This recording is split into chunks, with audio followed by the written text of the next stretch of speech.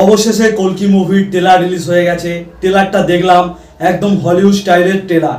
তো ট্রেলারটা কেমন হয়েছে জানাবো এই ভিডিওর মধ্যে। ট্রেলারটার মধ্যে দেখানো হয়েছে পৃথিবীর সব জায়গা নষ্ট হয়ে গেছে, শুধু একমাত্র কাশি বলে যে জায়গাটা রয়েছে ওই জায়গাটায়, ওখানে খাবার জল ওখানেই একমাত্র রয়েছে, সবাই ওই জায়গায় যাচ্ছে। কাশি জায়গাটি মুভির মধ্যে যেইভাবে দেখানো হয়েছে একদম অসাধারণ লাগছে ট্রেলারের মধ্যে। এবং এখানে অমিতাভ বচ্চনের যেই ক্যারেক্টারটা ট্রেলারের মধ্যে যা দেখাচ্ছে, অমিতাভ বচ্চনের ক্যারেক্টারটার প্রচুর পাওয়ার রয়েছে, কারণ সে মহাভারতের অশ্বত্থামা। প্রভাসের যে এন্ট্রি, যে ফাইটিং, যে লুক একদম অসাধারণ লাগছে। যখন সে গাড়ি থেকে বার হয়ে একটা উড়ে অ্যাকশন করবে, ওই সিনটা খুব দারুণ লেগেছে।